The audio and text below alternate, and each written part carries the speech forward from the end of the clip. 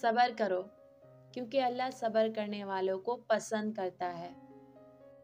نہ جانے کیسے پرکھتا ہے مجھے میرا خدا، امتحان بھی سخت لیتا ہے اور ہارنے بھی نہیں دیتا۔ اور اللہ کے یہاں محبت کا اصول یہ ہے کہ جتنا زیادہ اللہ تمہیں پسند کرے گا اتنا ہی زیادہ وہ تمہیں آزمائش میں ڈالے گا۔ جانتے ہو یقین کیا ہے؟ جب انسان بری طرح سے ہار جائے اور پھر دل سے آواز آئے کوئی بات نہیں، اللہ پاک ہے نا۔ یقین اور تڑپ ہو تو اللہ کو 7 آسمانوں پر ڈھونڈنے کی ضرورت نہیں پڑتی، وہ تو شہرک سے بھی زیادہ قریب ہے۔ جب اللہ نے کچھ تمہارے دل میں ڈالا ہے تو یقین رکھو نصیب میں بھی وہی ڈالے گا۔ صبر کا راستہ چن لو، صبر کی منزل جنت ہے۔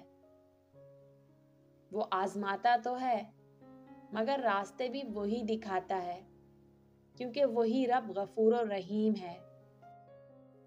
صبر کرنے سے صبر آ جانے تک کا سفر نہایت تکلیف دہ ہوتا ہے۔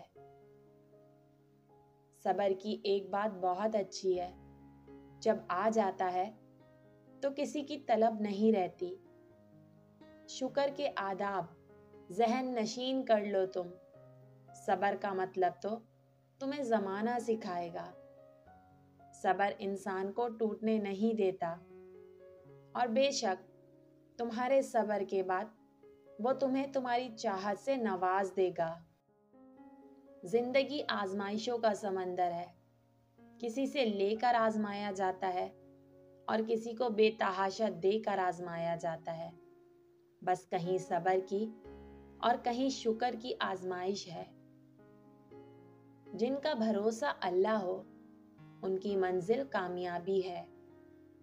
ہمیں صبر آنے کی دیر ہوتی ہے اور اللہ کا انصاف شروع ہو جاتا ہے۔ اللہ سے اس قدر قریب ہو جاؤ کہ تم دعا مانگو تو فرشتے آمین کہیں۔ اللہ پر یقین سخت اندھیرے میں بھی روشنیاں پیدا کر دیتا ہے۔